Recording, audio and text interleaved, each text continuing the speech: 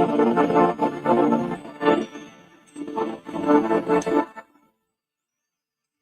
are now tuned in. Fans point of view. College football. Morning picks. With Trek and Chubby and Shaq. But we'll be here in a minute. So vibe.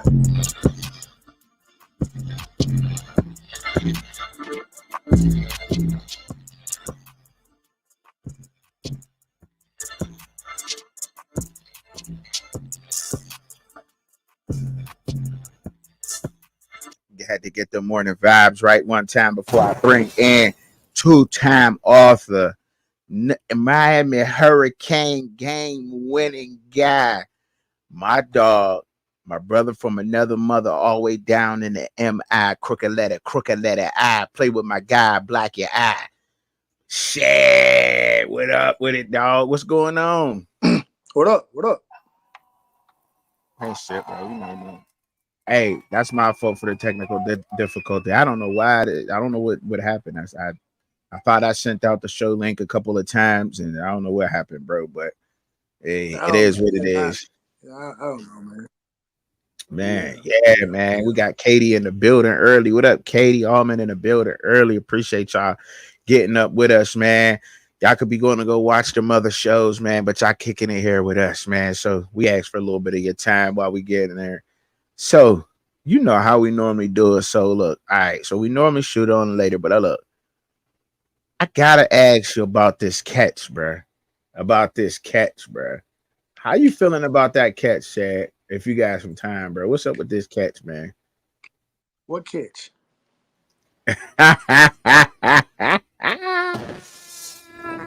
My guy. My God. It wasn't no catch. It wasn't no catch. It wasn't no catch, bro. That's what I'm saying. That's exactly what I'm talking about. Huh? I'm just trying to get on the same page with you. You said something about a catch. What are you talking about? You talking there was about no catch. The last Hail Mary. My God, catches, I mean, look, it wasn't a catch. You right. You are right. You right about that, bro. You right. You absolutely right. It wasn't a catch. It wasn't ruled a catch on the field. And I don't think it should have been either, to be honest. Let me see. Let me present it. Let me get this. Let me get it popped up on the screen because I got a few different angles to look at it, right? I got this one angle right here.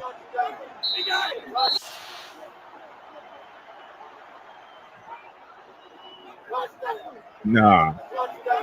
Hell no. That ain't no touchdown, bro. Ain't no way in hell that's a touchdown. So that's one camera angle, right? That's one angle. So we got it. And by the way, I got another call, right? So this is another angle. This right here is conditions, should I say, in the game. One of the most complicated things that I've ever seen. What is a catch? What is not a catch? Does he survive it through the ground and all that? You know, I mean, I don't know. Initially looking at this after the replay, I must say, I felt like that he had possession of the ball with the prerequisite of foot down, right? Right. He did not maintain control of the ball. And from the understanding that I got, if an out of bounds defender touches the ball while they're out of bounds, is ruled an incomplete pass. But when you're looking at this, the Virginia Tech receiver,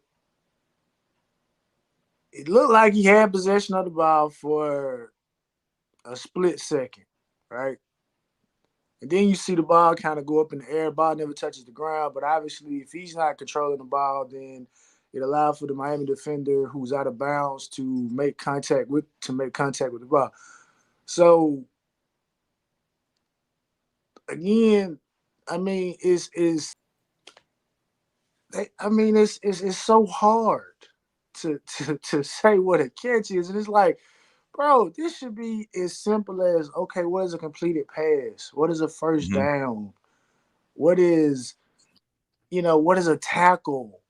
It this is one of the fundamentals of football. Right. Catching, running, throwing, jumping, tackling, the equipment that you should wear. Like, these are things that they should not go into great detail and great length to try to sit here and explain what it is. Like, I mean, I Mm-hmm. feel like that there should be, at this point, I feel like a third party should come in, assess this jumble of foolishness that they have, and come out and say, look, this is what a catch is. We're not going to get into all this bickering back and forth.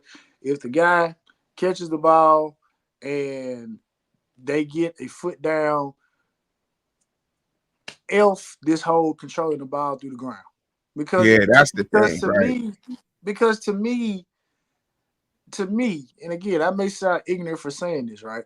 But if a man catches the ball, out of bounds, right?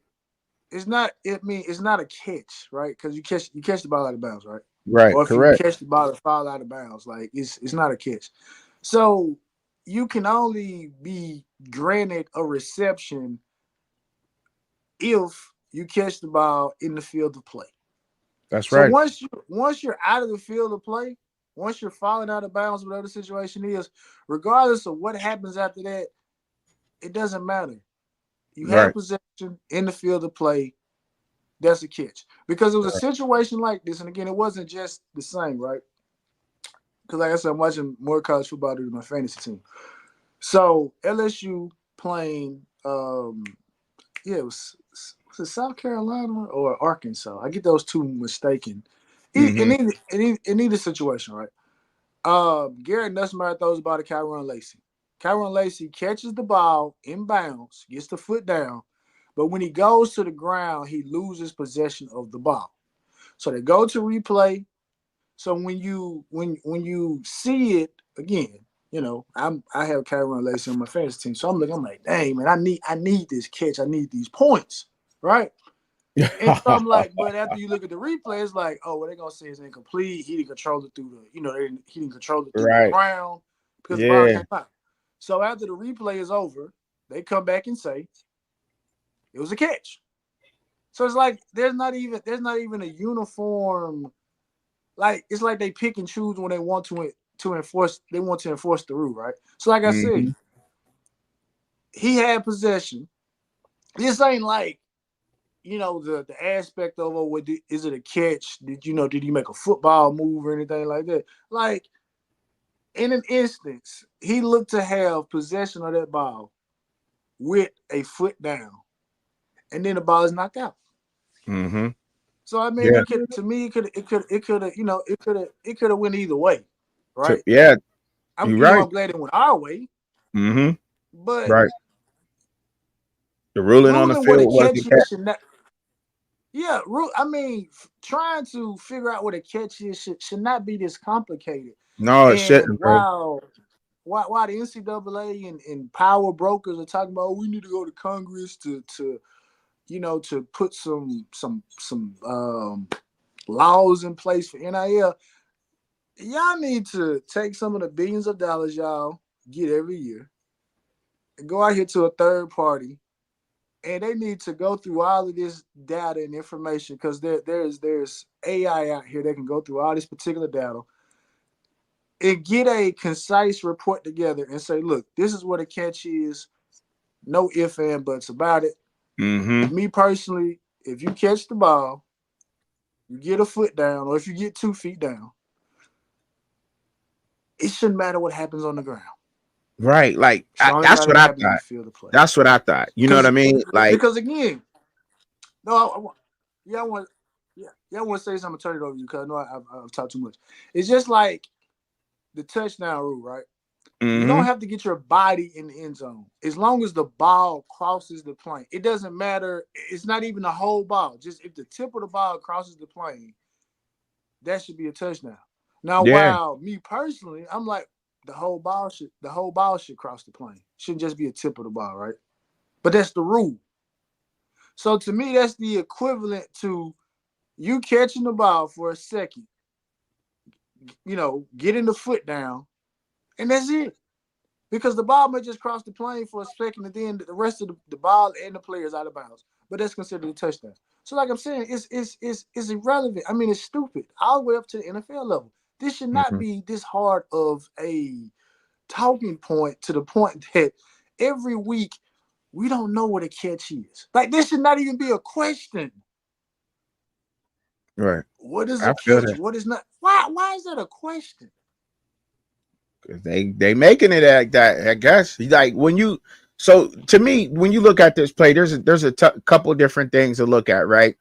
Is he really down in the end zone? Was he on top of his player? And his player that was laying out of bounds, that landed out of bounds underneath him, was he an extension of his body? Therefore, even if he did control the catch, was he out of bounds because he wasn't down all the way, right? He was on top of somebody. It looked like when he came down with the catch, foot down, landed on top of somebody. Right. He was on top of him, and he's out of bounds. So does that player make an extension of his body, and is he out of bounds because of that? And then when he comes down with it, I know from the NFL rules, and in college I've seen it too. You have to control the catch all the way through the ground when you're falling. The receiver has to control it.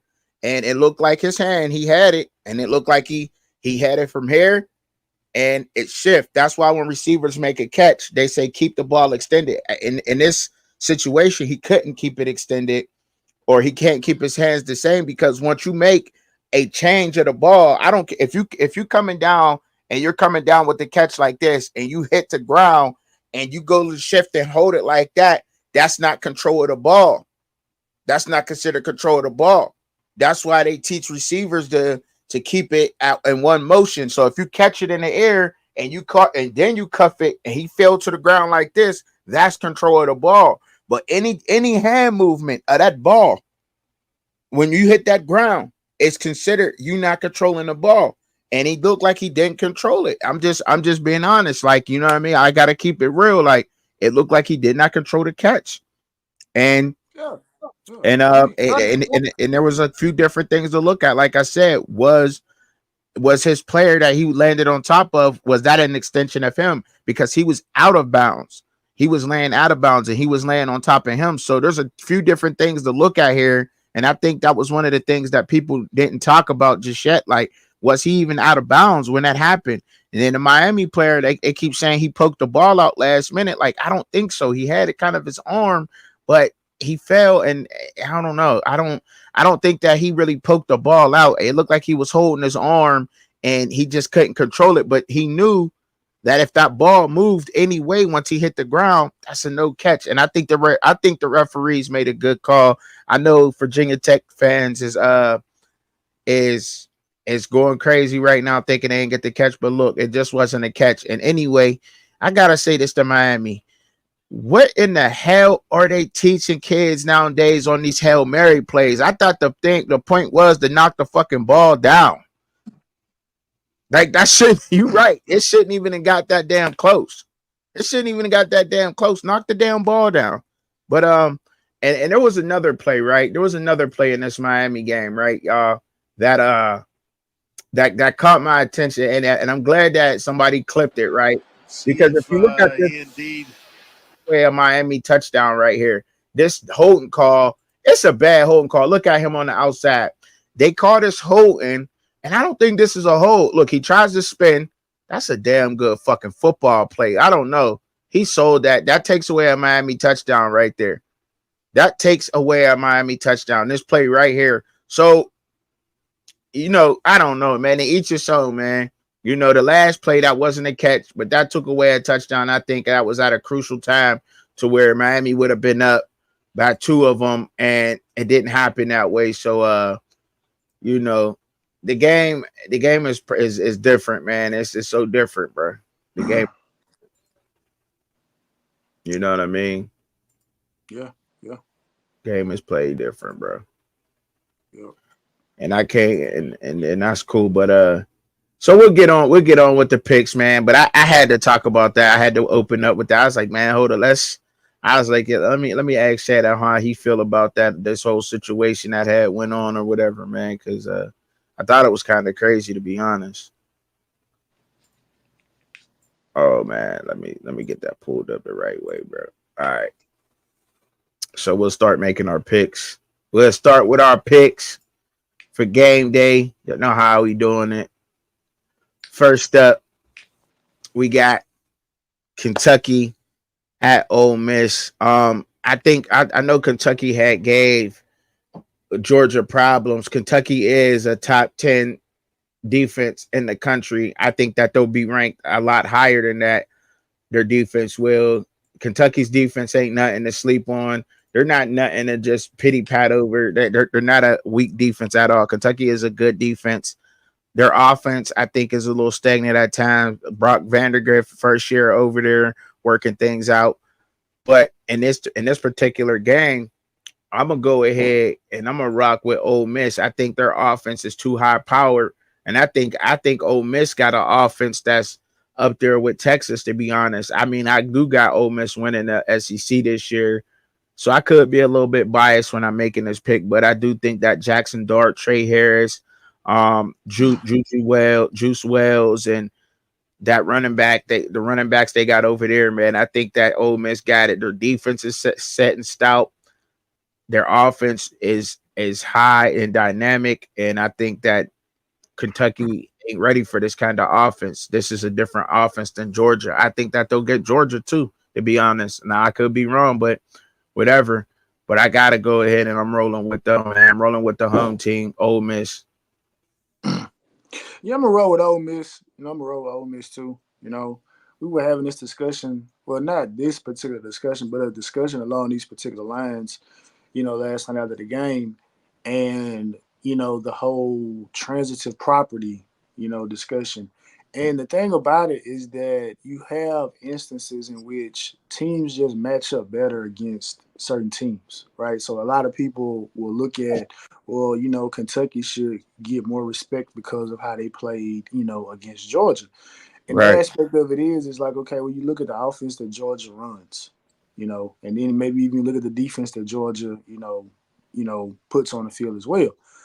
Every offense and every defense has weaknesses. It's just about, can the opponent that you have expose it? So when you look at Kentucky's performance against Georgia, Mm-hmm. the only definitive thing that you could say is that, well, they played a much more talented team tough.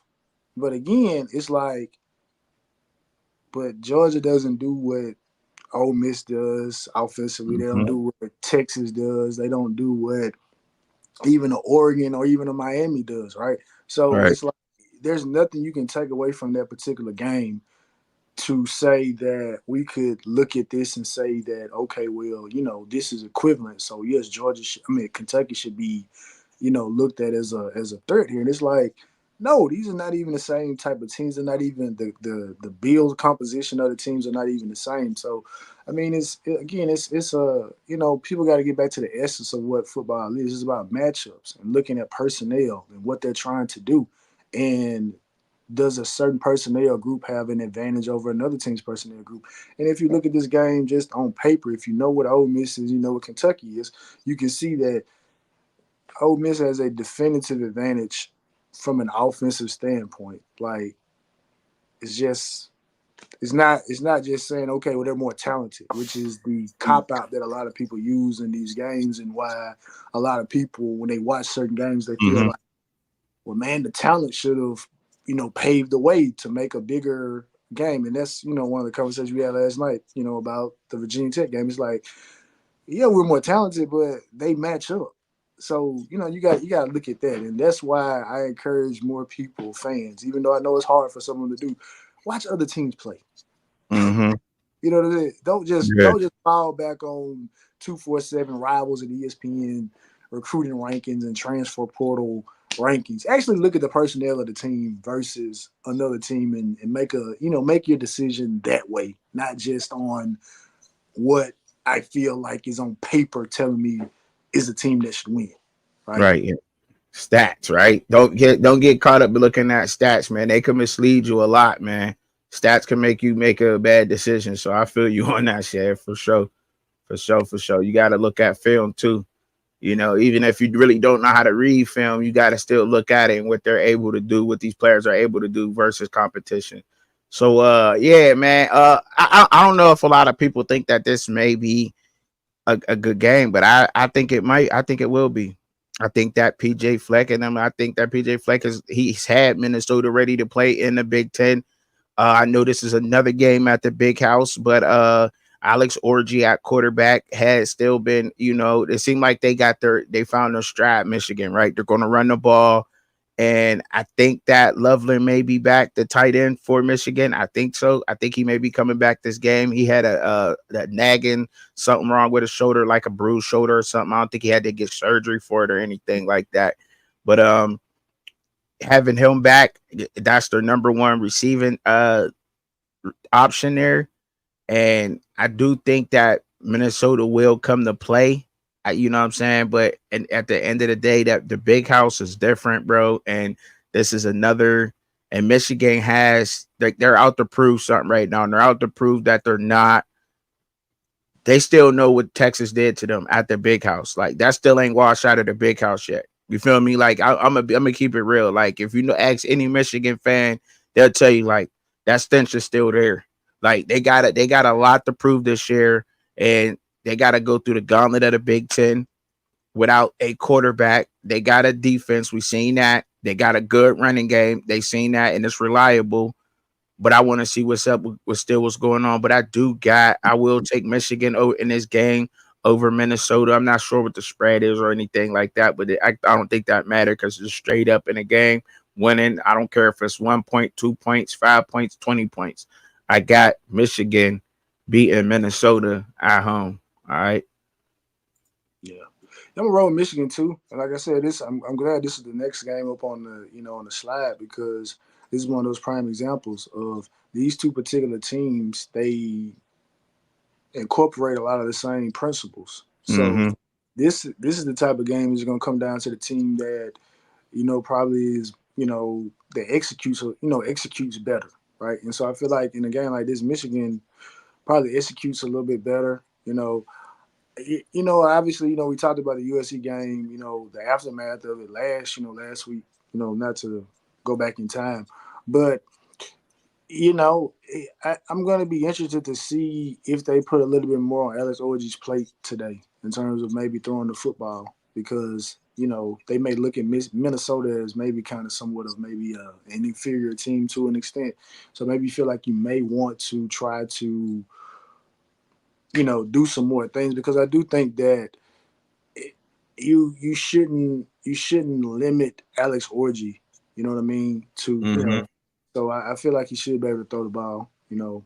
Or they should try to do that because obviously they didn't have to do that against USC last week. So I think they should try to do that. And like I said, the defense, you know, unless it's Texas, they can just wear them out up front. Like Yeah. you're just not gonna have your way with this defense. This defensive front in particular. You're just not gonna have your way with them. Right. That's a fact, bro. That's a fact. That is. All right. Now this game right here, this game is a lot bigger right now than what I think a lot of people out there in the public may think, right? Because both of these teams, I think, have took their first L last week, if I'm not mistaken. It's hard to remember because I follow a lot of Yeah, different yeah, teams. man.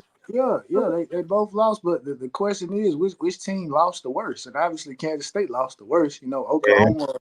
Oklahoma State which Kansas State lost to a very good BYU team. They're undefeated, right? And obviously Oklahoma State lost to what many people feel Utah. like.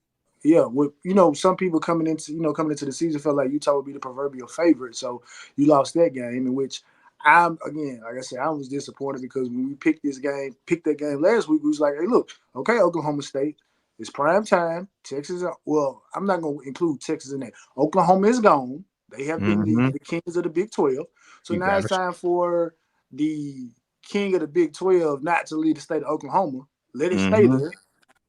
And y'all dropped the ball. But They Kansas State, did. I mean, that loss to BYU was just, I mean, no one expected Embarrassing. yeah. No one expected that. You know what I mean? No one expected that. But at the same token, Kansas State tried to put on a masterful performance against Arizona, shutting down for feeding, T-Mac. So, a game like this, is to me, I'm making this pick based off just preference because I Okay. don't see anything tangible that we can just say that Oklahoma State does this better or Kansas State does this better. I'm just doing this game simply on preference of team, right? You All got right. two of the best, if not the two best backs in the Big 12 going up against each other, Ollie Gordon and Giddens. DJ Giddens. And you got Avery Johnson versus Bowman, who is your favorite Big 12 quarterback, Colorado. No. He ain't my Alex favorite. Alex Bowman is Truck and Chubby's favorite Big 12 quarterback. Don't get it mistaken. Don't let him give y'all this Garrett Green, the Corn Finn, Shedeur Sanders. Don't let him finesse y'all. I have off camera conversations with this man. This man loves Alex Bowman to death. Loves him to life. He loves him to life. Alex Bowman is his guy, right? So, but with that being said, all jokes aside, and he loves Oklahoma State. Yeah, he loves them. He do. Loves the linebackers. Yes, so I do. I'm going to see if he's going to put his love for the team. He's going to put his heart over his head. Pause. But I'm gonna rock out with Kansas State this game. I don't love Alex Bowman. I like Alec Gordon, but I don't like Alex Bowman.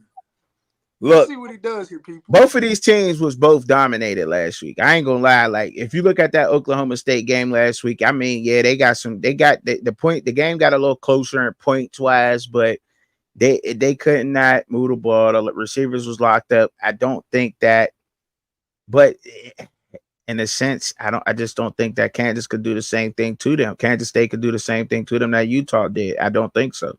They got the advantage at being home, yeah, but Oklahoma State is so used to that too.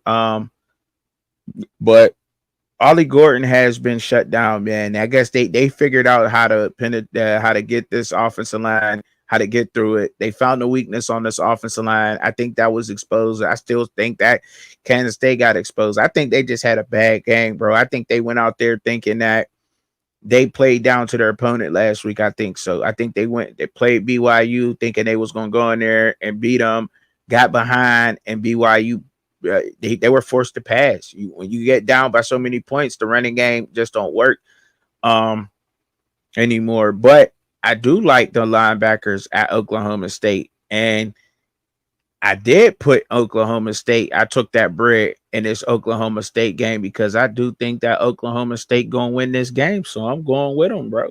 I do think that, bro.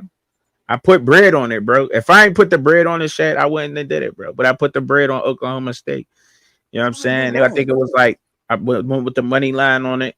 I did. I ain't gonna lie. I'm not advising nobody else to do that out there. Don't listen to me when it comes to your money because I don't want to be responsible for your money. You know what I'm saying? What I did with my money is what I did with mine. But yeah, that's what I went ahead and I did that with Oklahoma State.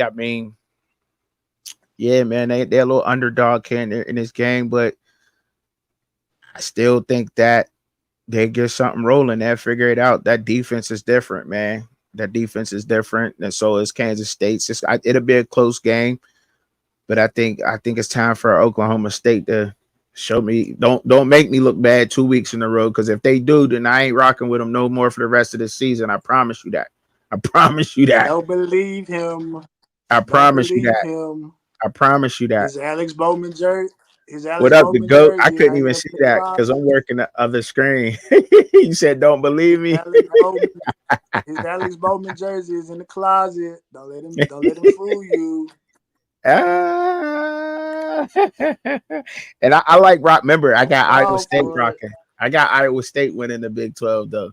Iowa State ain't nobody you like Rocco Beck. Yeah, you like Rocco Beck too. Yes, I do. I do. Absolutely, 100%. 100%.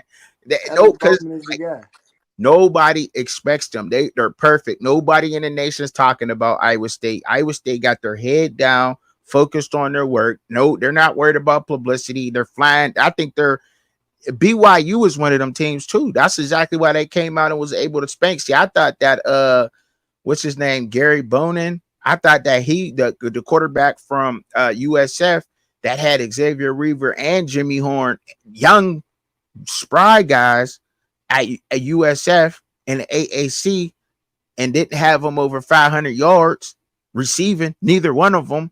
So I thought he was going to be the starting quarterback for BYU, but they didn't wind up going with him. And you know what I'm saying? I'm like, wow, all my research was telling me that Gary Bonin was going to be the quarterback, but he was so bad. They was like, we can't go with him. They made that switch, and BYU's coming out firing different. And I know a lot of different people looking at BYU right now, like, dag, like, you know, because Vegas was like, they already went over their win totals in Vegas. I think Vegas had them at winning 3 games, 3.5. They're already at 4-0. And they beat Kansas State, one of the favorites to win the Big 12. So, you know, I'm like, the Big 12 is wide open, but I'm like, they're flying under the radar. And I think that Iowa State, hands down, to me, man, are very well coached offensively, defensively, special teams. And you look across the board at their tight end coaches, their defensive back coaches, that program is you like it, whether you like the transfer portal era or you're a traditional college lover. That Iowa State is a team, but y'all catch on later. Give it about 2-3 more games, and then y'all be like, okay, all right, okay, yeah, Iowa really got a chance. Iowa State really got a chance to do this. I think so. But you know, moving on. Ooh. Yeah, man, we got to mix it up a little different here. Sometimes we don't show love to these Mountain West teams, these MAC teams, and I think that they should be talked about a little bit more. The reason they're being because they're balling too, right? They're still in a power fight. They're still in a, you know, group of 5 teams, but these group of 5 teams have shown that they absolutely want to go to this playoff and beat one of these Power 5 teams and embarrass them. And I think even in bowl season, you probably will see a lot of group of 5 teams beating Power 5 teams. Ooh, yeah, that's a hot take. But anyway, in this game, look, Washington State undefeated. They're undefeated right now at 4-0, but they had a basketball type number game against San Jose State, right? And they struggled with them a lot, right? And San Jose was able to run the ball on them. They were able to move the ball on them at will. But Washington State got it together. They put it together. And I don't know if they do that versus Ashton Jeanty. He's just the best back in the country. And they just run and play tough defense. I don't know. I think they pose a very well-deserved threat against Wazoo, even though Wazoo's 4-0 right now. They're sitting 4-0. They are sitting at 4-0. But look, today, I gotta and Boise being at home versus a team like this, man, I gotta go with Boise, bro. I gotta go with Boise in that run game, bro. I got to. I gotta go Boise State.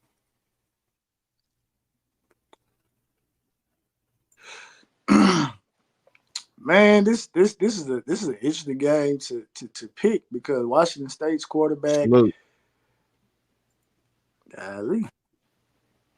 Washington State's quarterback is he's playing out of his mind. Like he's a fantasy darling that I've come into. You know, I made this comment last week because they played the game Friday of last week. Yeah. Right? I was talking about Susie Pink, and I said, "Good grief! I'm glad I didn't have to match up with her this week." But I mean, Washington State is wide open, like you said, against San Jose State. It was back and forth.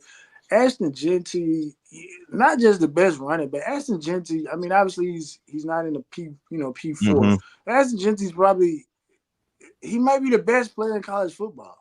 I mean, so you got 2 different styles going against each other. And again, so this is a complete preference pick to me, right? And before I give my pick, you know the game that I would absolutely love to watch be played. You know what's that? Would be? What game is that? I would love to watch Boise State and Utah play. I would love to see that game. Very similar team. I don't care if it's. I would love to watch it. Mm. Now, obviously, Boise Okay. State. Many people feel like it's the favorite or one of the favorite. G5 teams to get a playoff berth, even over Liberty. Play Oregon tough, so they're used to matching up against a high profile. You know what I mean, team. So I'm gonna roll with Boise State. You know what I Okay. mean. Okay. Say Right. just a complete preference pick because I know even last year, Washington State kind of started off hot last year as well. Even I think they got as high as ranked as the number 16 team in the country last year. So this is nothing new to them starting hot. Starting hot. But then as the season, went on, the losses kind of piled up. So I think they probably about to hit that proverbial wall right now, and I think it's gonna start against Boise State. I think they're Okay. on a mission. You know what I mean? So, yeah, I'm gonna go with Boise. All right. Facts. I feel you. They on the mission. They on the mission. He said, out. I don't know. See, people think that this game is going. I think that this is what they're both sitting at. Let me double check their records. I think they're both sitting at 3-1 right now, if I'm not mistaken. Now, y'all could correct me out there, but because I don't got the whole scores pulled up. Yeah, yep. Cincinnati is sitting at 3-1 in the Big 12. 3-1 overall, 1-0 in the Big 12. Texas Tech is sitting at 3-1, 1-0 in the Big 12. Both of these teams. I just wanted to give you the record real quick. And Cincinnati looked better than what a lot of people thought they were going to be. I must say that, Shad, Cincinnati is looking better than what a lot of people out there thought they was going to look like. And Texas Tech is sitting, they want to know right now too. I think this is a decent game. Look, Brent Sorsby being over there at Cincinnati. Shout out to the head coach over there and the quarterback coach and what they did with him because he had a bad rep coming out of Indiana, man. I mean, look, I honestly think that Indiana last year, the receivers were actually good. Like they had some average, above average to good receivers last year. It bailed Sorsby out at times with Indiana. And I seen the way that Sorsby played, and I'm like, he's rushing. He gets flustered too quick. He gets happy feet way too quick. But his offensive line had some issues last year up at Indiana. Let's just be real. In the Big Ten, I think the way he's playing now is they're playing through Corey Kiner. Shout out to him on my fantasy team, running back for Cincinnati, putting up big numbers. Think he got I think he's right a little bit over 400 on the season already. So he's averaging a buck a game. Like, and when you when you got a back that's going for over 100, and all you got to do, and it takes a lot of pressure off of Sorsby and those receivers, and their defense is a little bit better. I think this is one of them Big 12 classes today that should be a good game, man. I mean, it's not the biggest game of the day, but I think this is some good football right here, man. But since I know a little bit more about Cincinnati than I do Texas Tech, I'm going with the logo here, if you will, out there, y'all. So I gotta roll with Cincinnati in this one, man. I'm going with Cincinnati, dog. Like I said, because you said you just got into college football. And Cincinnati has been one of those teams dating back to when Tommy Tuberville was up there. That if they get a solid head coach up there, they have done a good job. And it was the height of it was obviously under Luke Fickell. But when they get a solid head coach up there in Cincinnati, I mean they win games. You know what I mean? They win games, and so you know, um, a game like this, you kind of, like you say, you look at it from a logo perspective. Obviously, the Big 12 is different now. So anytime I see the Texas Tech logo, I immediately just go back to, the Patrick Mahomes era, when it's just, fun and guns slinging around. But, obviously, they got Taj Brooks.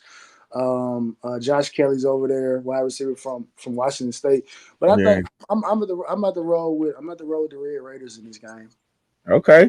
I All think right. I think they're gonna put a lot of pressure on Cincinnati, at least from an offensive perspective. And like you say, a team that wants to run the ball And you talk about Sorsby, being somewhat of a Achilles heel for Indiana last year in many regards. Yeah. So So you I think Texas Tech will have the ability offensively to put Cincinnati in a compromising position to where, you know what I mean, um, they're not able to get the run game involved, and they'll put more pressure on Sorsby. I mean, all on right. Sorsby to make some I plays. think I think I think it should be a good game though. I'm not mad at that pick. You know what I'm saying? Hold on I'm for not. one second. Hold on for one second. I need to get a. Hold on one second. I'll be right Yeah, back. go ahead, bro. Go ahead. Do what you do. You know what I'm saying? I'll hold the next game up. I'll hold the next game. Yes, sir. We got that on there. Y'all know I had to get this game up on the slot. You know what I'm saying? I had to I had to get this game up on the slot because what Kurt Signetti is doing over there with Indiana is nothing short than great. He took some James Madison University players that he developed and put through a system, took him up to Indiana, took one of the shortest cornerbacks that nobody was looking at. Everybody looked at this cornerback. I can't remember his name right now. So I'm going blank real quick, but he's only like 5'9", but he is a beast. He is a straight up beast on that Indiana defense, locking down taller receivers, hitting out there, just playing lights out. And a lot of those James Madison guys that he brought up there to Indiana are playing lights out. They are. Not to take away from what Mike Locksley is doing over there at Maryland. I think Mike Locksley is building something over there at Maryland also that is tough. He's recruiting that area so well. And I thought that for sure he maybe would have flipped Jordan Seaton and got Jordan Seaton to go over there because a lot of the guys that Seaton knew from his hometown or whatever, Mike Locksley is getting a lot of those guys. And if you're going to get a lot of them DMV kids to play ball, man, they some dogs over there and they play football a little different.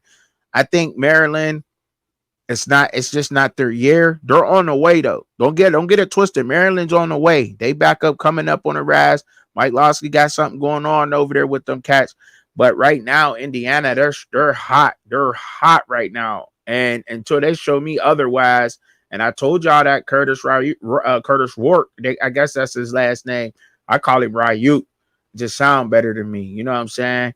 But anyway, but coming from Ohio, he's able to show like he made the transition. Like I think it's okay to say like Curtis Rourke has made the transition from G5 over to P5 under Kurt Signetti. He knows what he's doing when it comes to G5 and Power 5. He's just a hell of a chess player, and we can't sleep on that. Even though I wanna rock. I like Mike Locksley in Maryland. You know what I'm saying? But with Indiana's doing their hot right now, bro, and they got the team, and I think I'd be a fool not to rock with Indiana in this game, bro. Yeah. Yeah, no, I had to go get some paper because I said, you said last week we are gonna start, writing the picks down. You know what I mean? Okay. Yeah, so I'm just writing my picks down. But yeah, I'm with you, man. I'm gonna take Indiana. The the statement that I heard is that Indiana goes out each and every week looking to embarrass their opponent, just run the Mm, football on them. Like it's like Kirk Cinetti feels a level of disrespect, so he's going to thank you, Coach. he's going he's going to inflict that disrespect on whoever they play. And Maryland plays a very interesting style, in terms of the offense. You know what I mean? I think they are lacking a little bit on the defensive side of the ball. Like I said, I've had the luxury of watching them play against, Michigan State this year. And that's kind of what I took away from them. Obviously, that's just a one game sample size. So I may be, it's kind of disingenuous to just kind of, judge a team out for just watching the one game. But I don't think they deviate too much away from what they do. So I think, yeah, Indiana's going to have to be able to prepare for that offense because, they can get explosive. Have one of the best receivers in college football in Felton. Good run game as well. But I just think that from what I've been hearing, I haven't watched Indiana play this year, but just from what I've been hearing and seeing, especially from the commentary that I'm getting for you, Indiana they're dangerous. Mm-hmm. And Kirk Signetti, for whatever reason, you know, and I have to say this, Kirk Signetti is more than likely he's looking to he's auditioning for a bigger job this year. Now whether or not someone comes and knocks on his door this year, depending on how they do, but he's auditioning for another job. And the thing of it is, I'll say this and then we can move on. Is that's one of the things that has to be looked at because in this coaching profession, it's a lot of guys, a lot of recycled names that are thrown out here when these big jobs open up and they're like, okay, well let's go get this guy, go get this guy.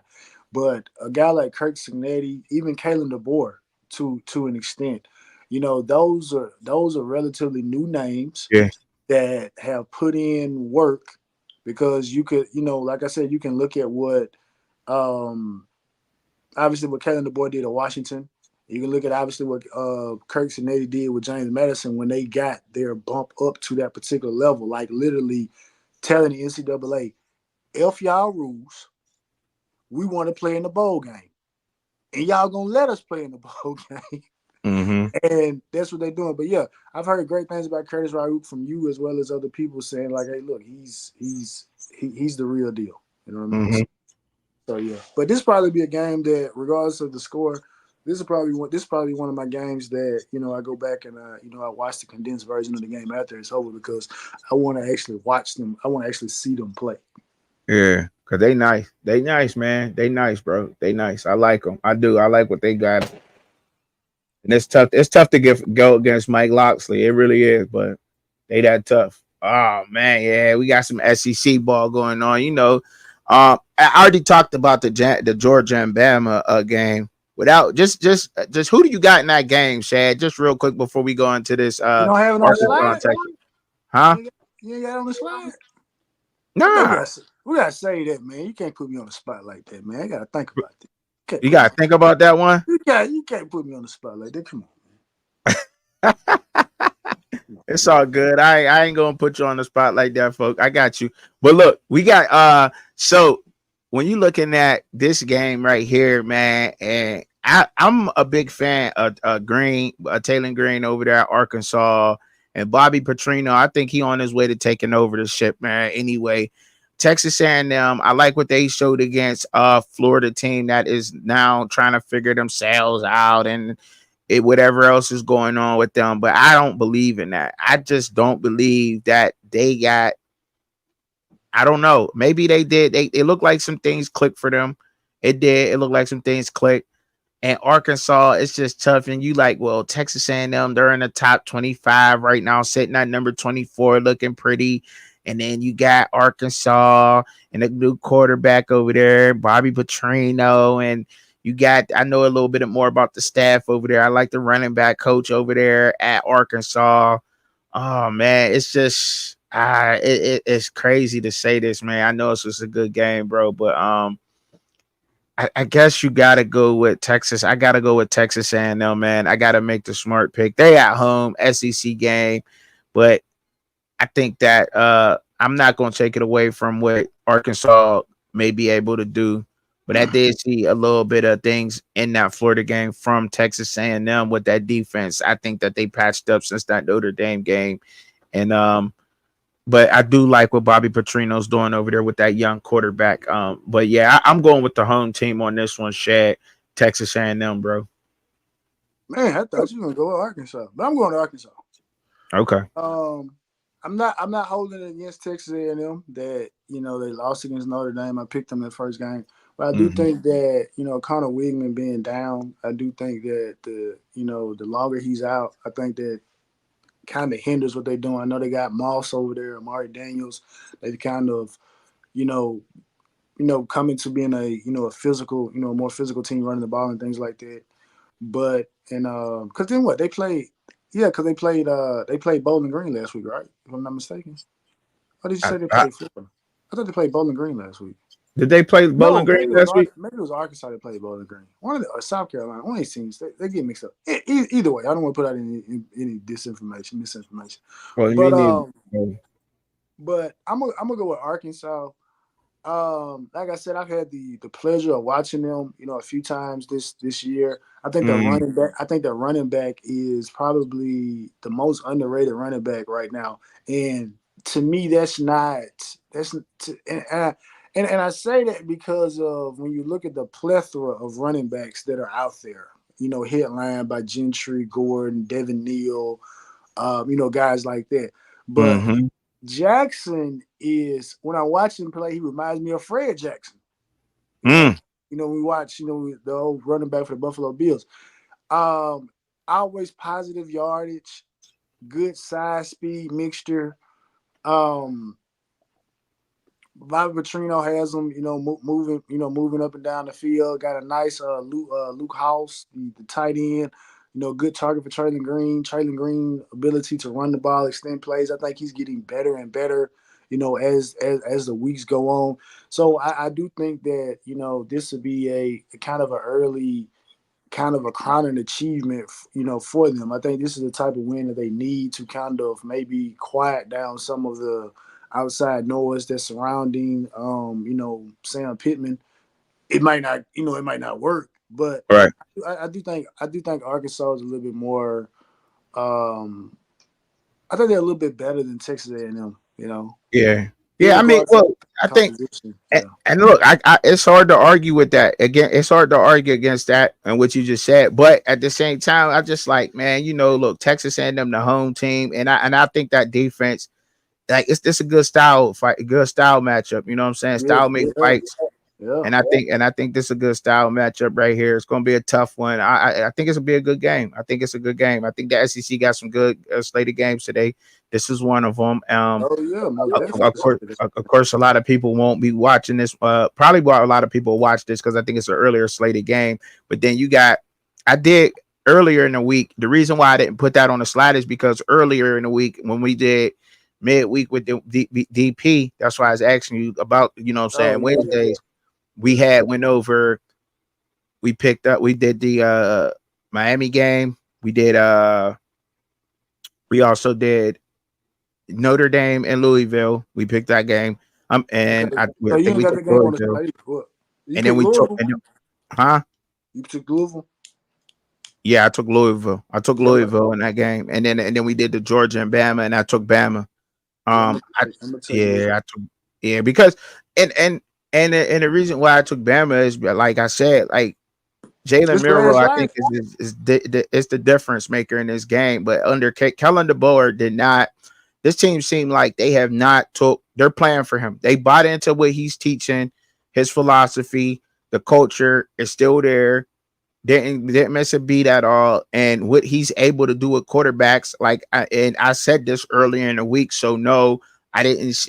Y'all go back and y'all watch midweek with DP. Y'all see I said the same things. What he was able to do with Michael Penix coming from Indiana, going over to Washington, and then him working with Milroe. You see the difference in Milroe since DeBoer has gotten there. Like, we cannot deny that. Like, if you ask me, I know Travis Hunter is a two-way player, and it's going to be hard for anybody to pick the Heisman over Travis Hunter. I think Travis needs to do a little more on defense in order for there to be surefire. And the reason why is because Cam Ward just had a damn Heisman. He had a Heisman game comeback last night on Virginia Tech. That was a style fight for Miami. And Cam Ward, he showed poise. He was not panicked at all. He is like, listen, he is so damn poised back there. He didn't panic. It looked like he didn't even break a sweat last night. You know what I'm saying? Went out there, played his game, and there was an improv play. I'm sure that y'all all seen it. He dodged one defender, threw the ball to his tight end, and his tight end got down to like the 2-yard line or something. He should have scored if he'd have stretched out, but whatever. He didn't. Cam Ward is absolutely in the Heisman candidate race.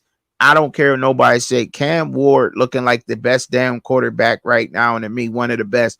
And Jalen Milroe, if he beats Georgia today, hands down, like you got to put Milroe up there. Like, he just took down one of the Titans.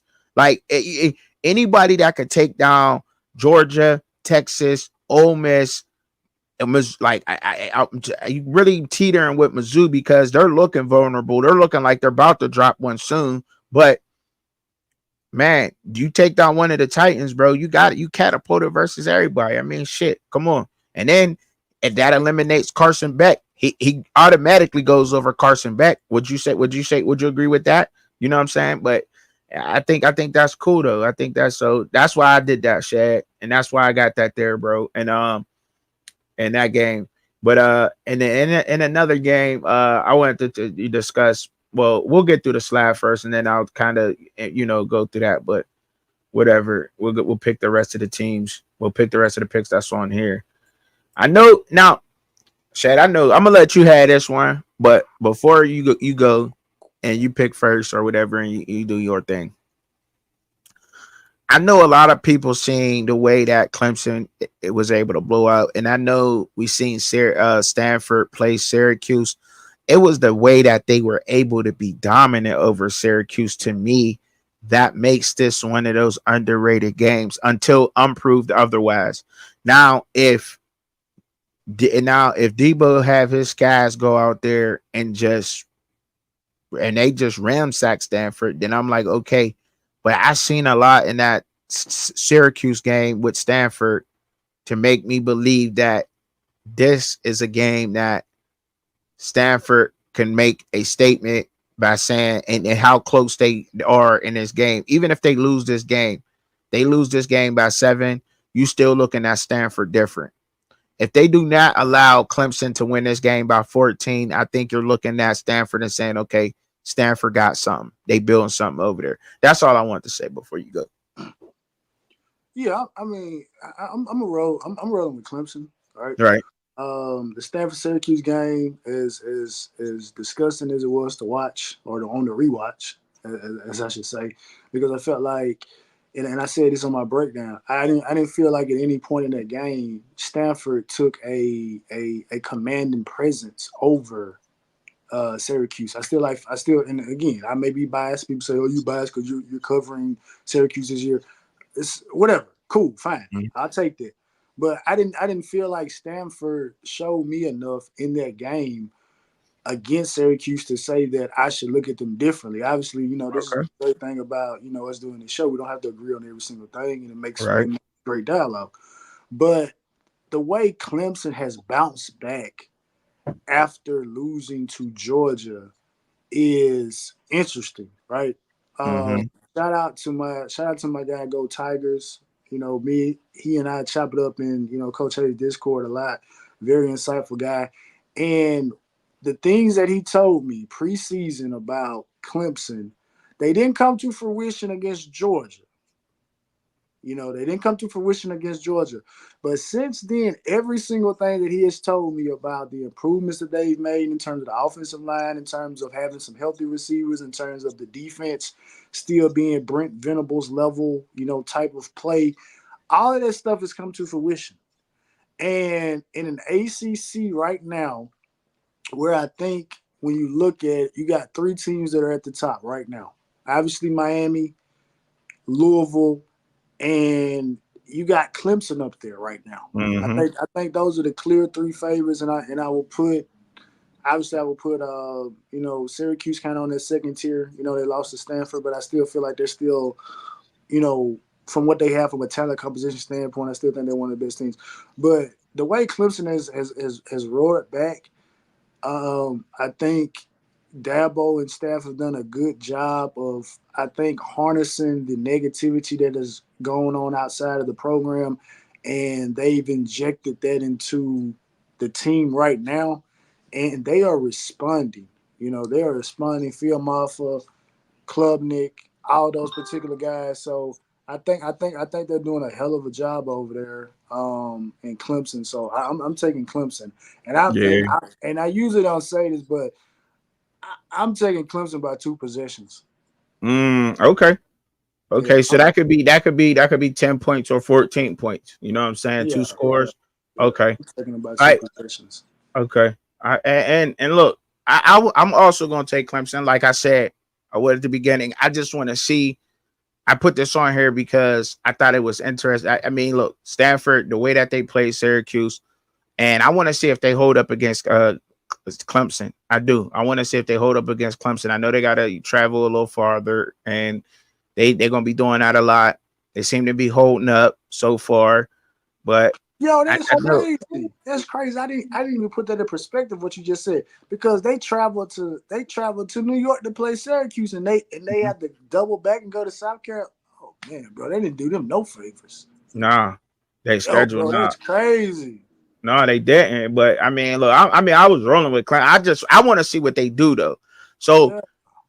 everybody Oh that yeah. watches me, I want to keep out. Let's keep out on this game and let's see what Stanford really do, or was that just a fluke game? What they was able to do versus Syracuse, because I did see that defensive line getting active, and Oh, I like the way that they was moving yeah. that defensive line. So I want to see if they're able to do that against Clemson and Klubnik. I want to see if they're doing, but I think that's a lot what Clemson is doing is they're letting Clemson Klubnik, they're trusting them a lot more. They gotta trust them, and I think that they gave him the keys and say, here, you drive, you know what I'm saying, but I'm gonna sit in the passenger side and make and guide you the way, you know what I'm saying. So I think that's what's a little bit going on over there at Clemson, and I like what they did in the transfer portal. He said, I don't need the transfer portal. I'm building my culture. So that right there has me and Dabo Sweeney. That's why I got respect for him because he said, I'm doing this the traditional way. My guys is my guys. And who I bring in here, I made a commitment to them, their parents, and I told them I'm going to stay. So they're going to be here. I'm going to ride for them. And I like the way he did that because he's also showing everybody in college football that you could do it either way. You can go in the transfer portal and get players, but you can also get your own players, develop them, keep them, and retain your talent, and still have a powerhouse. You know what I'm saying? So I like that. I like what Dabo Sweeney did over there. This in this particular game, I already had made my pick, but I got so many people that from CU that visit the channel, bro. I had to throw it up here again, right? I had to. And to make my official pick on Saturday before the game because it may change. I may have took CU it may have took UCF at the beginning of the week. I might be feeling like CU might get it today. You know what I'm saying? Mhm.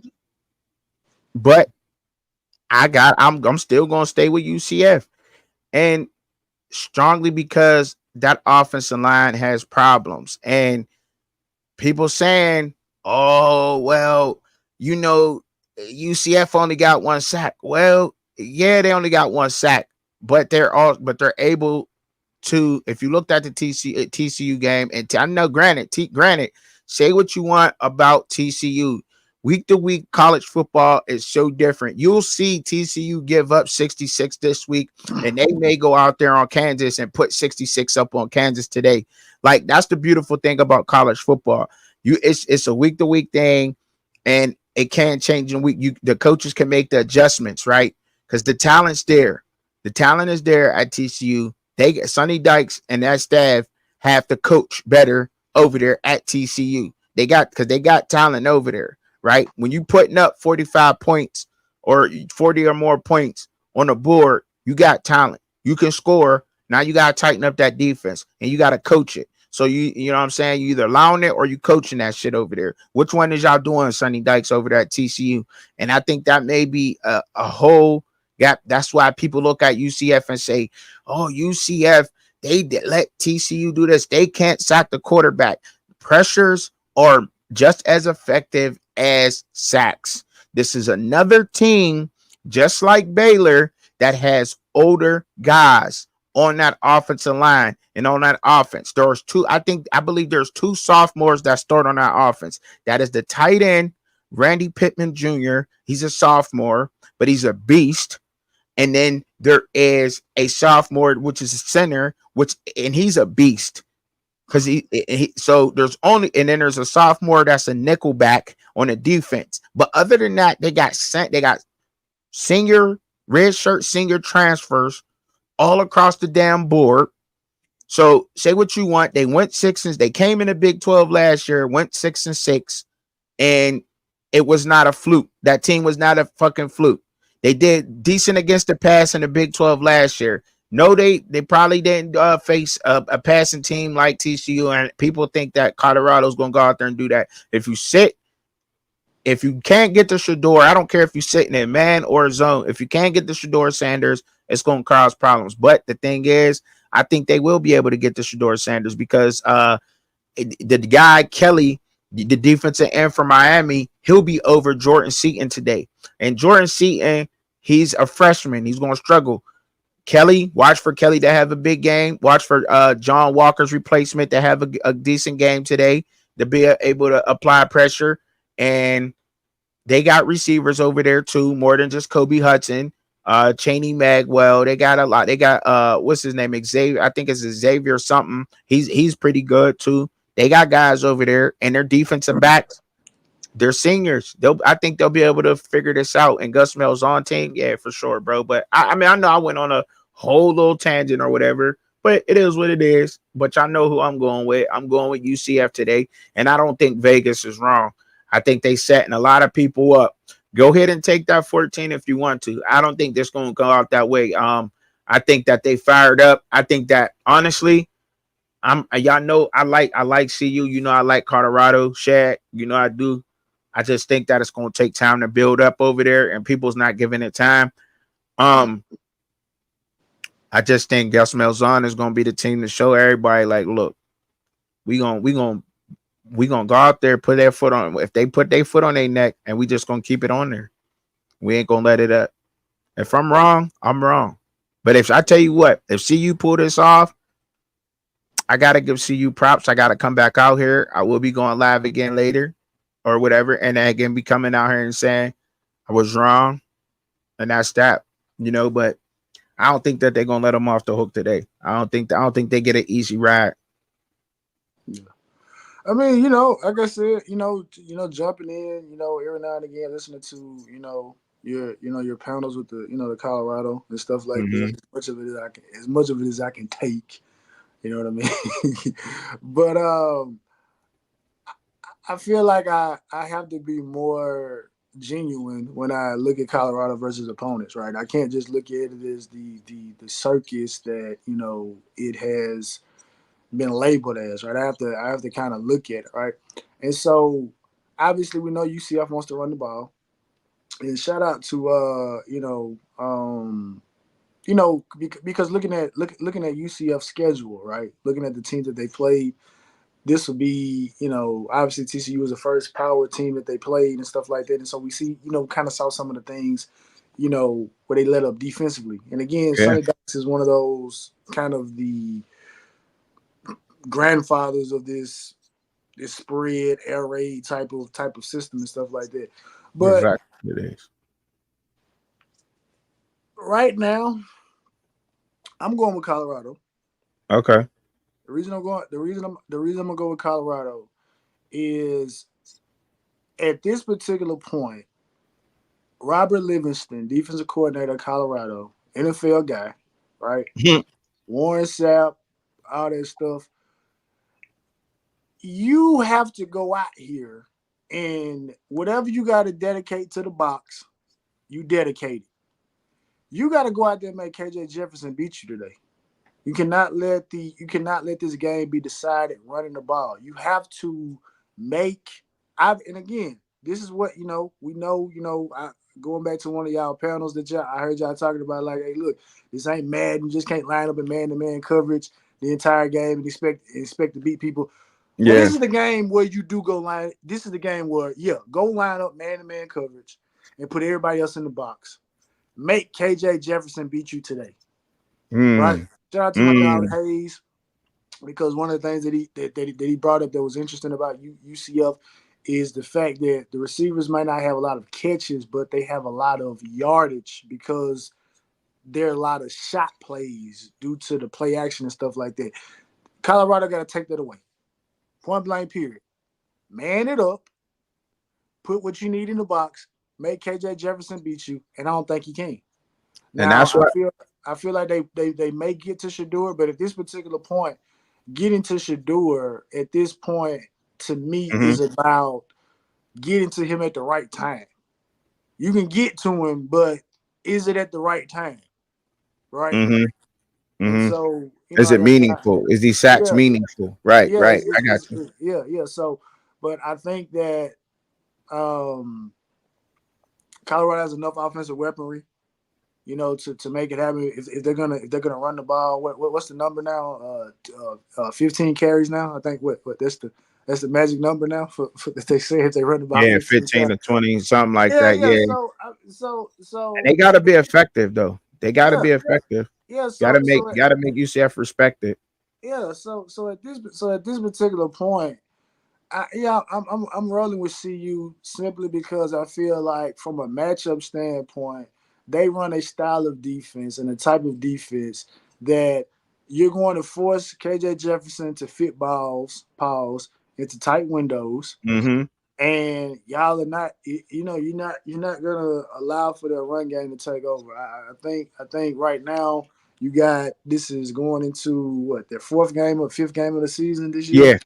Yeah, so at this particular point, you've watched the film on teams. You kind of know what's going on.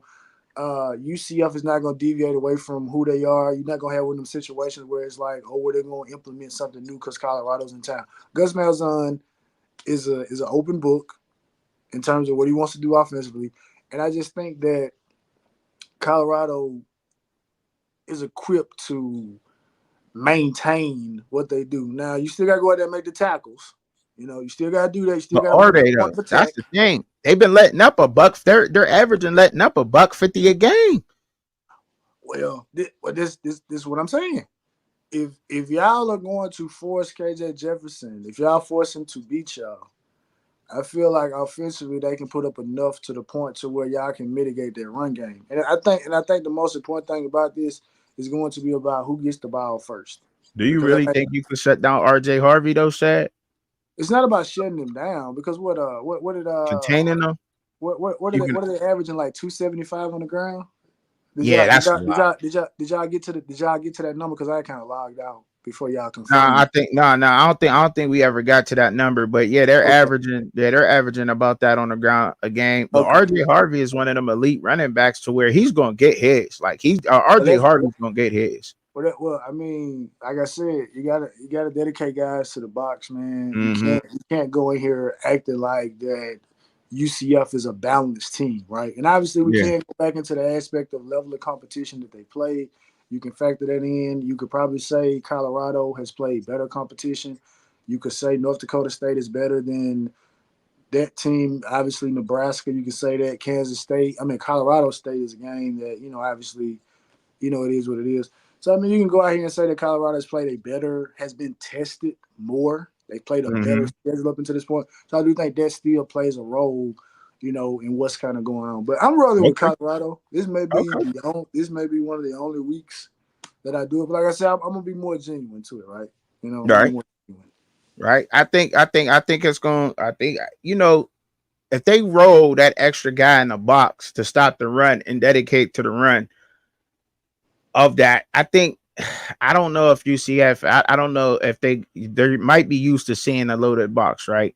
And you're right. This is heavily on KJ Jefferson. Can't forget that KJ Jefferson has seen some good defenses in the SEC, and that's why I think that this is a good game for Randy Pittman, and sophomore tight end, to step up and have a good game. I think that he's going, like, if he's forced to do that, because you got other guys out there, and his name is Xavier Townsend, by the way. Xavier Townsend, they got a Magwell, and they got Kobe Hudson. They got guys who can absolutely go out there and catch the ball. So don't sleep on those receivers, man. Like, you know what I'm saying? And I know it hasn't been shown a lot, because if you look at it, like, I mean, if you ain't gotta open your playbook, then why open it? You know what I'm saying? Like how you said, Colorado being battle tested has opened up their playbook a little bit more than what UCF had to. You know what I'm saying? Keep it simple. Shit. You know what I mean? Not to say that they didn't. You know what I'm saying? That's just me speculating and saying that, because they do want to run the ball. They're running 70% of the damn time on offense. But I like your pick. I like the pick, bro. I do. I respect it. I respect it. So in this game, I had to throw it up there. I had to. You didn't have to. You didn't. You just wanted to. You didn't have to. Oh, Bishop said big salute. He said big salute, fam. Salute, Bishop. You didn't have to throw this game up here. You didn't have to. Yeah, I did. No, you didn't.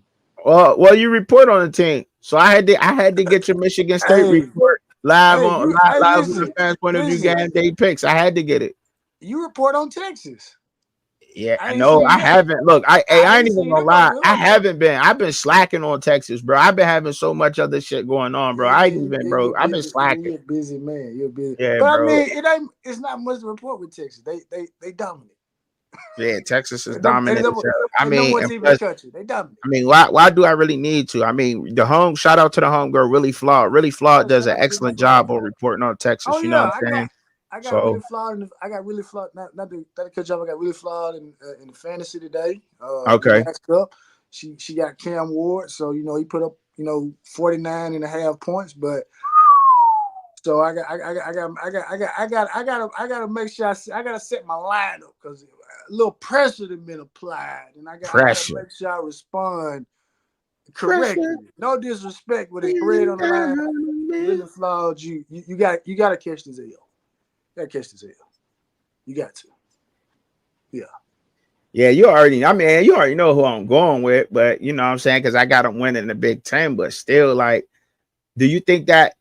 I mean, No, make a case. If you can make a there's case no for case. CU, there ain't no case. That's No crazy. case. He No, just you made know a what? No, what? great No, what? Yeah, yeah, yeah, argument for yeah. Okay. CU versus UCF, but he can't do that with a Michigan Yeah, State. yeah, yeah. Okay, yeah, yeah. You want to make a case? I'll make a case, right? Because you put me on the spot. Put me on the spot. I don't know why his game was up here, but no. Michigan State this year, defensively, right? They've been able to apply pressure on the quarterback. They are up to over 20 tackles for losses right now. They are close to they're over double digit sacks as a team right now. Bogle is a very good defensive end. Secondary is it's okay. They can be better. So if I have to make a case, I do think early on in the game they can make it interesting, for Will Howard. I think they can make it interesting to see how well Ohio State wants to run the ball early, right? But the Mm-hmm. problem is Aiden Childs has only played one game this year where he has not thrown two more interceptions. They're dealing with some injuries. Their superstar receiver Nick Marsh, Glover's down. The run game has not been there. Just point blank period. It wasn't there against Prairie View A&M. Wasn't there against FAU. Wasn't there against Boston College. The running game has not been there. It wasn't there against Maryland, right? But luckily, Aiden Childs was able to pretty much, you know, cancel out his three interceptions by throwing three touchdowns, right? I don't see a path to victory for Michigan State. I don't. Because they can't run the ball. All Aiden right. Childs is too inconsistent throwing the ball. They have some injuries along the offensive line. They have some injuries to the skill position Okay. players, and it's just Jonathan Smith's first year, right? He doesn't have everything he needs in here. So I mean, Okay. I think the game may look interesting for maybe 3 or 4 drives, but Great, bro. See, that's all we needed, bro. Great Michigan State take, bro. You know what I'm saying? So everybody out there that now the Michigan State fans that tune in to us, they feel a little bit better. They understand why this game may not go their way. You know what I'm saying? Even some of them they like, well, we gonna come up with some no. Like there's not a chance. There's too much working against y'all right now. And Shad just broke that down. And I'm not gonna say nothing else. I'm gonna leave it just right there because that was perfect. Gave you a round of applause, brother. I appreciate that. Now we could talk about some of these other games that's on the menu that I didn't put up here, like this BYU and Baylor game. Why do people think that Baylor is such a good team right now? Like, are you bought into that? Do you think that Baylor is good? no, David Randall, you're gonna be fired. You're gonna be fired, right? It's time. I know this guy. I know this name should not be uttered on Baylor again, Art Browse, but it's time for them to go back and do what they do. It's time for y'all to go back and get one of these offensive wizards. You know, whether it's someone that's on the Texas Tech staff, whether it's I hope he doesn't leave, but hell, if y'all go get a Shannon Dawson from Miami or something like that, like it's time. It's time for Baylor. Like Baylor, y'all hit 2 grand slams back to back. Y'all got Art Browns, then y'all turned around and y'all hired Matt Rule. Dave Aranda had a very, very good first year, but that's not what y'all are. Y'all are a offensive power. So go get another offensive guy. Baylor, it was beautiful watching y'all ascension under Art Browns and watching what Matt Rule was able to do while he was there. But it's over. Dave Aranda, you gotta go. It's over. BYU is they're playing some big time football right now. And honestly could be said, Baylor, y'all shot y'all best load already against Colorado. It's over. Boo-hoo. It's unfortunate to see that Baylor and TCU are. It's over. It's over, bro. It's over. BYU got that game, so you got BYU in that game? Yeah, it's over, man. All right, BYU, Nebraska and Purdue. Do you think that that's going to be a closer game? I think they favor Nebraska by 10.5 points. Do you think that's a lot in that game, or do you think think Purdue got a chance of showing some people some things? I don't know, man. Like I said, I've only watched Nebraska play that one time against Colorado. Obviously, they picked up a loss since then against Illinois, which is playing hella. I'm surprised. I don't know why you didn't put that game up there. That game should have been up there over Ohio State and Michigan State. Well, I thought about Penn State and Illinois and people, y'all crazy out there if y'all think that Illinois is about to hang with Penn State. That's the equivalent to Michigan State and Ohio State to me. No. Penn State and Illinois. Why? Because Illinois number 19 and they beat Nebraska, so that's why they deserve to be up here. Y'all crazy. Play with Brett Bielema like that. Man, listen, man. Brett Bielema. I'm taking Illinois. How about this? You got Illinois over Penn State? Okay, I'm taking Illinois. Well, I got Penn State. I got Penn State, dog. You already know it.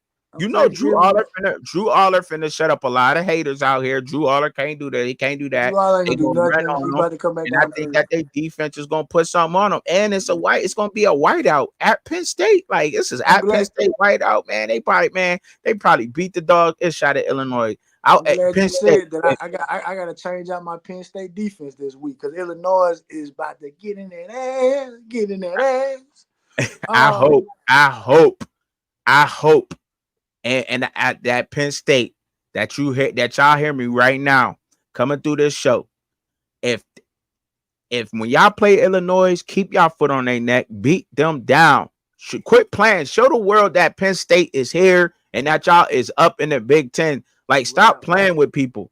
Like, because I thought the same thing with Oregon. I stayed with Oregon. Everybody was, Oregon played Idaho close. They played this team close. Then they go beat the snot out of Oregon State, put up 49 on them. So now people think second, like, nah. Like, you got it effed up out here, bro.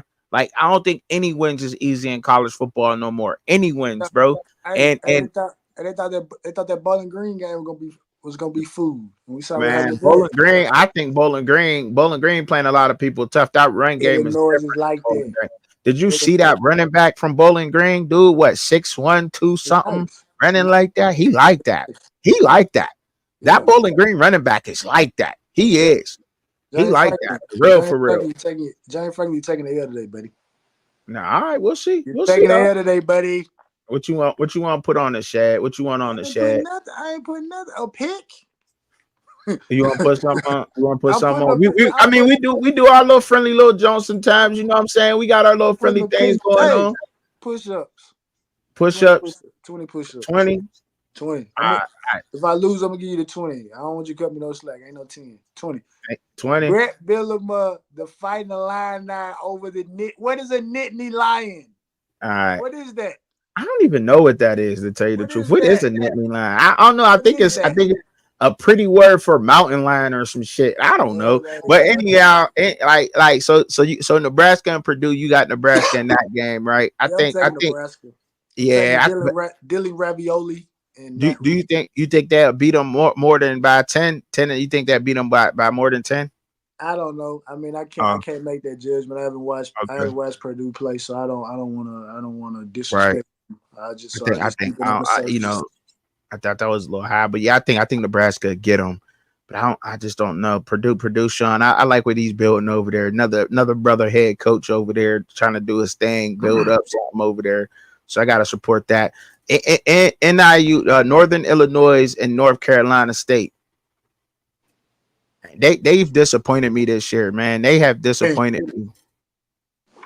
By hey, the way, that was your other team that you was in love yeah, with. it was, man. I Yeah, like they disappointed me this year. I ain't gonna lie, they've been disappointing me taking L's and playing other games close. I'm like, man, I really like the way that they just showed like the hey, togetherness they had, but I guess it's not there. But I think that'll be a good game. So shout out to that game. I think that'll be a yeah, good you one. know, I Dave think that'll be Dorian done it. Yeah, Dave Dorian. You know, he's you know they do this every year. You know, they have a lot of hype and they come in and they kind of underachieve. Grayson McCall hasn't been what they expected him to be. Jordan Waters transferring over from Duke. You know, he's been kind of inconsistent. Concepcion, you know, they've been using him, but he hasn't been as effective as he was the first game of the season. NIU obviously big time win against Notre Dame, but I'm not gonna get caught up in that. I'm gonna take NC State. yeah, I think I yeah. think I think I think they get a much I think they get a much needed victory. So I'm gonna take NC State. USF and Tulane. That should be a good one. It's the first AAC matchup. They both 2-2. I think that's a decent matchup. Although I have Memphis winning the American Athletic Conference. I got Memphis winning that. I still think they got Tulane above them, but Yeah, in that game, I'm gonna take USF, huh? Yeah, I'm gonna take USF. Yeah, I'm about to say that their offense is crazy, but I mean, yeah, that I don't know. The Wisconsin and SC, man. It's gonna be interesting, right? Reason it's interesting is because you got to see how quickly SC can bounce back from kind of just a disappointing loss, right? Because sometimes they can linger around the team, and you allow for kind of a team to maybe stick around. Wisconsin right now is fighting uphill. Tyler Van Dyke is injured, so they're back to the backup quarterback.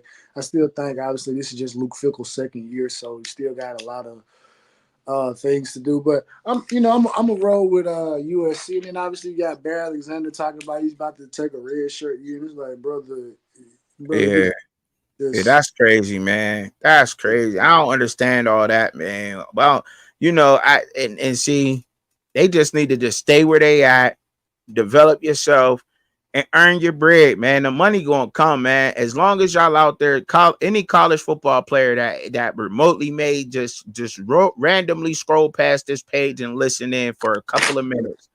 I'm here to tell y'all, stay where you at, stay where the hell you at. The money is going to come if you're doing your thing on the field, bro. It's gonna come. It's gonna open up. I don't care where you at. I don't give a fuck where you at, bro. If you in the damn middle of the country, you'll get a damn cornfield to sponsor you. Damn, that motherfuckers, farmers got money too, goddamn it. Take some of that corn money, got crop money. Shit. Give a fuck where you at. Stay where the hell your ass at. Develop yourself and take what you got around you, man.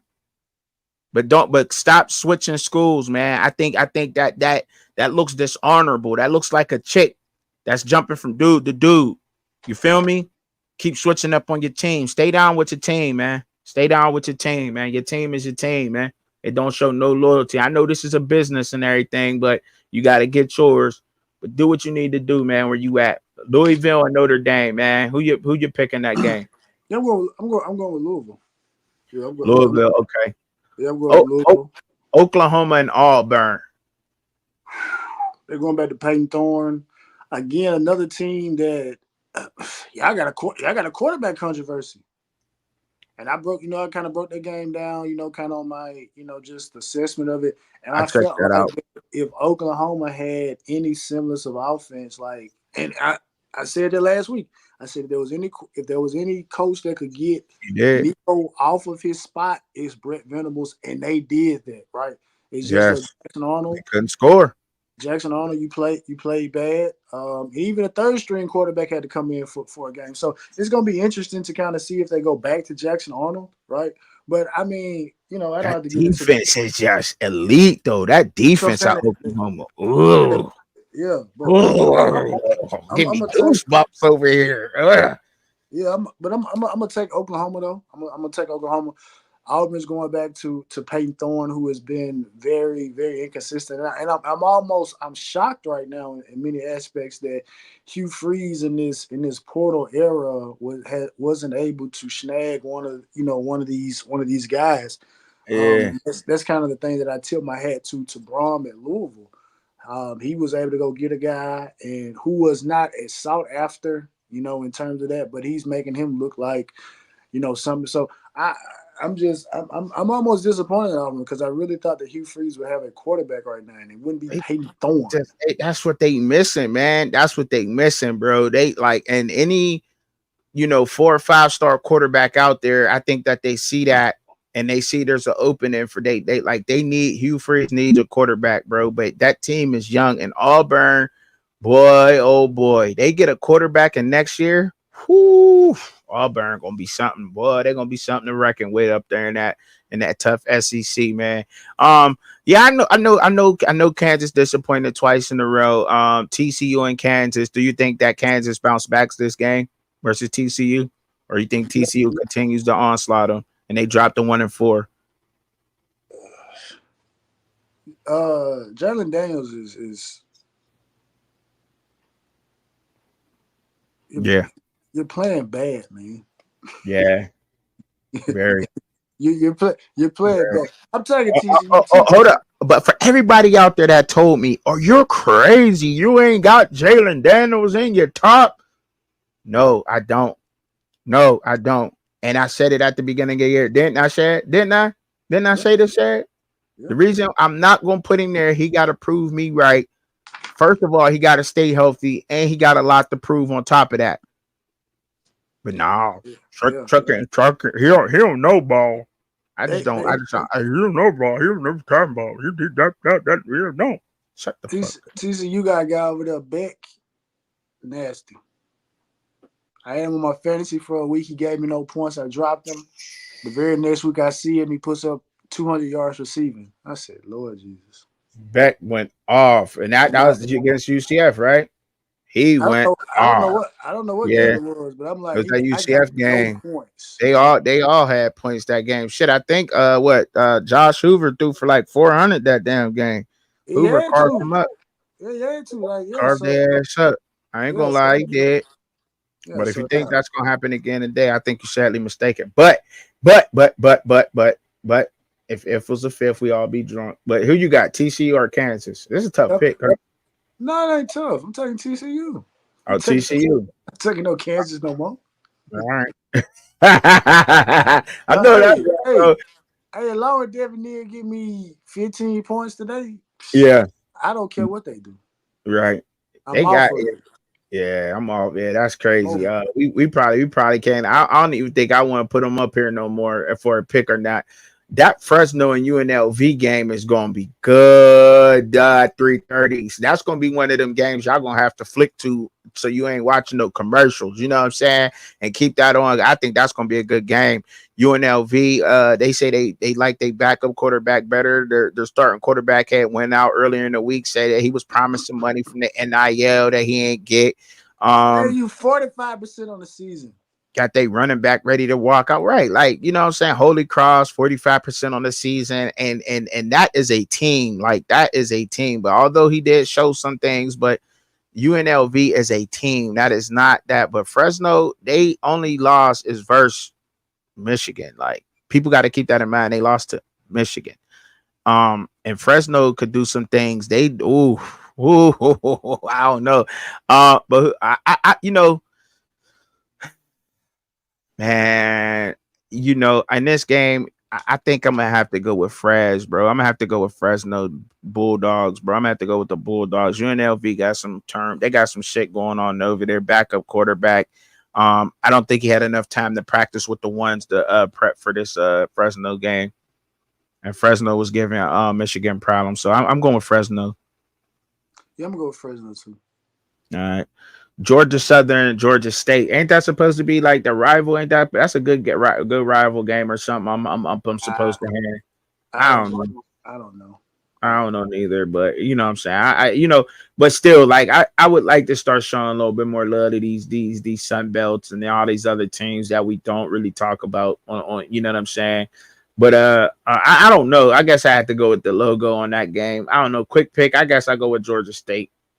I guess I'll go with Georgia State. Yeah, I get it. I guess right. You know what I mean? Liberty gun. So Duke and UNC, man. UNC and Duke. Duke is 4-0 in the ACC. I mean, if they're 4-0, not in the ACC, they haven't won the ACC game yet. They've been playing a little cupcakes. I know you're not a fan of Duke. I know that, Manny Diaz, all that. You know what I'm saying? But they're 4-0, and They 4-0. they are. But I mean, they're playing a UNC team that just lost to James Madison, let up 70 points. Unfucking believable. Unfucking believable. And Mac is, from what I'm hearing, Mac is a well-respected coach in the college world. Like, how did that happen? Like, man, I don't know how that happened, but anyway, damn, what they showed last week was just horrible. I don't know, man. I like they showed some flaws, but maybe that James I'm, Madison team was just that damn good. Maybe I'm they're underdog. I'm taking UNC not because I don't like Manny Diaz, but because Mac Brown knows Manny. He knows how to attack Manny Diaz. So I'm taking UNC. Mac Okay, you Brown got knows. UNC. Well, Yeah. look, you the ACC guy, so I'm gonna have to.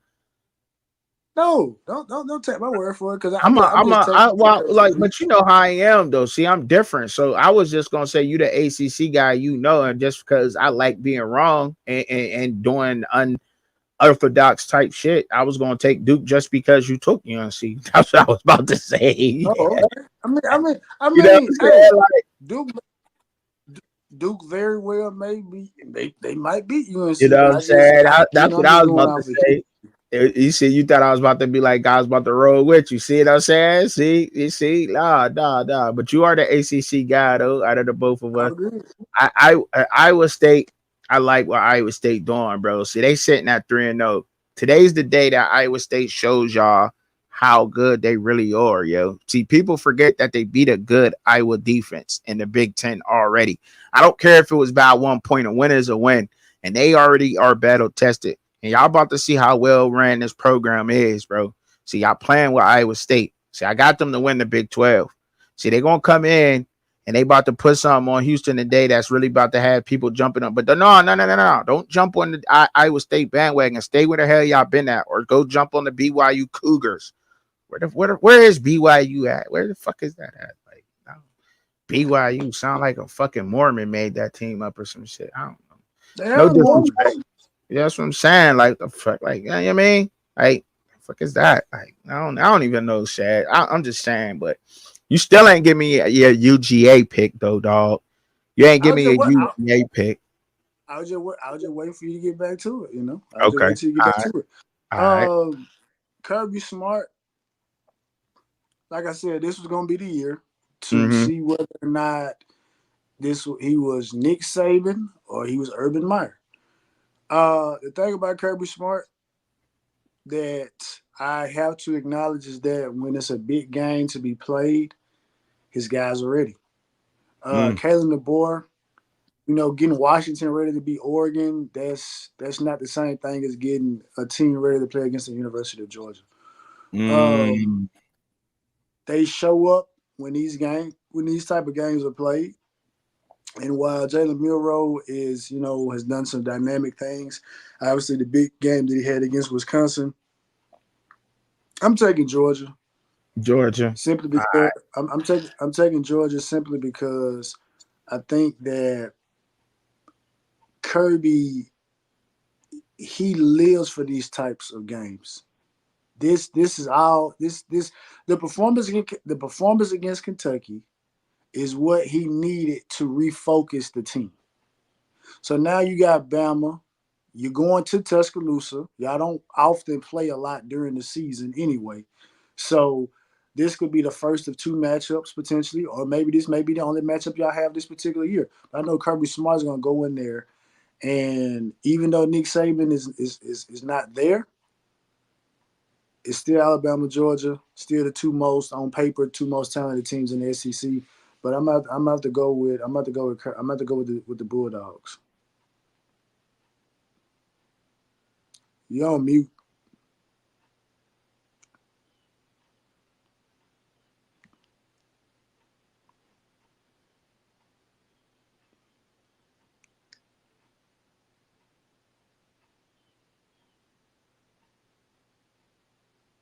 Yeah, he's still on mute. Technical difficulties. Nah, ain't none. I got it. We good. Okay. We good. We good. I had to get that off the screen. I had to get my other screen off. That was the game pick screen or whatever. So I was on there. It don't got access to my mic. So excuse me for that, ladies and gentlemen, but it's all good. Y'all got it. Yeah, I like that pick. I like that pick. So when do you think that Florida State bounces back in this ACC matchup versus SMU, or do you think SMU is just on the roll right now and they just put to bed Florida State's season? I don't know, man. I mean, Florida State, they took care of business against a Cal team that had, some momentum. You talk to some Florida State fans, they felt like Alex Atkins being suspended due to the recruiting violation, that kind of threw a monkey wrench in some of the things they wanted to do. Well, I don't think is DJ you starting today? I don't know. You're talking about, I don't know. But I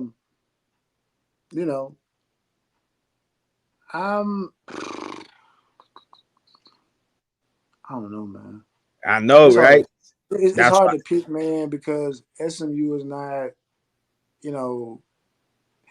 SMU didn't jump in the ACC like Utah jumped in the Big 12. Because Utah already beat one of the top teams, and they just look like, hey, look, this is us. You know what I'm saying? Right. Whereas SMU has had, the issues, and then obviously Florida State has had their issues losing to Memphis, which, even though, nobody wants to hear, but Memphis is a solid team. Like I said, I'm trying to be non-biased, you know what I'm saying? Because, Florida State, they talked a lot of, their fan base talked a lot of cash this entire offseason only for them to be in the predicament that they're in right now. But, man, I like Alex Atkins. I really like Alex Atkins. Will Florida State be able to get to the quarterback? They got to get the Stone, right? Or the quarter Stone playing. We don't know the quarterback is. That's another thing, right? Which so both of them are kind of in the same boat. Like, can they apply pressure to the SMU quarterback? Let's just say the SMU quarterback, whoever they have out there, can they apply pressure? Because they want to come out, spread, aerate, throw the ball around. You know what I mean? They want to throw the ball. SMU, Florida State kind of struggled with that. They kind of struggled with that a little bit because obviously Memphis carved them up. Seth Hanigan. Not a lot of people mentioning him, but he was in a lot of people's preseason top quarterbacks. But nobody's really. I haven't been hearing a lot about Seth Hanigan out there from Memphis because he carved them the fuck up. I don't know if SMU can do that. Florida State though. Yeah, I think so. I think you got to go with Florida State. They're more of a ground pound defense, team and getting to them. So yeah, I think you got to in that game. Oregon, UCLA. I'm rolling with Oregon in that game. Oregon's go ahead and they put something on UCLA, something different. Right? Yeah, I think they put something different on them right today. I think they keep showing y'all and proving people out there that was doubting them that they deserve to be a top 5 team in the country, that they just had a slow start and that those other teams might be a little better. I don't know where they're sitting at right now. I haven't actually checked the other team's record, Idaho, and who else did they play? Idaho and somebody else that they had struggled with at the beginning of the season, but in the preseason or whatever. Okay, and they smacked Oregon State though. They beat Oregon State 49. Boise State. Yeah, see, Boise State, they good. Boise State's good right now, and they very well. They're ranked number 25, so that was a good test. And Idaho, I haven't checked their record, but I'll scroll through it. Arizona and Utah, bro. You still think Utah just stay undefeated right now in the Big 12 and they smack Utah? I mean, Yeah, man. I mean, Utah like I smacked her. said, I mean, what they did against Oklahoma State. Yeah, what they did against Oklahoma State, because Oklahoma State is kind of, built like what Arizona is. Obviously, you probably would say Fafita is better than, Alex Bowman, even though I know that hurts for you to hear me say that. But I think they have enough defense. They got enough defensive personnel and outfits and stuff like that to beat Arizona. And Noah Fafita, hey, you got a home over there in Auburn, Alabama, if you want it next year. I'm sure you do. I'm sure you. Yeah. So, but no, I'm gonna take Utah though. Utah, yeah, I think Utah win that game too, man. But I want to see what Fafita. I want to see what Noah Fafita does in that team.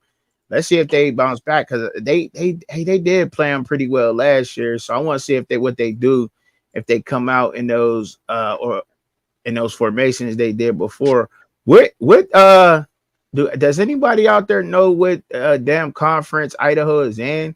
Like, is Idaho, like what is Idaho? Like, that's FCS, right? Nah, it's not FCS. I don't know. I don't know. Like, what are they, man? Pac-12, Sun Belt, A Sun. Like, what are they? I'm looking for them. I can't find them nowhere. But anyway, it don't matter. I was just trying to look up and see where Idaho was standing, man. I appreciate y'all coming through with us here. Fans point of view, game day picks. You know what I'm saying? We got through the show. Appreciate it. Now I'm not advising y'all to roll with our picks, because we are not responsible for your money. Your money is your money. So do not advise and pick your games based off of our picks. Our picks are solely based off our picks and what we think and what team we think may win.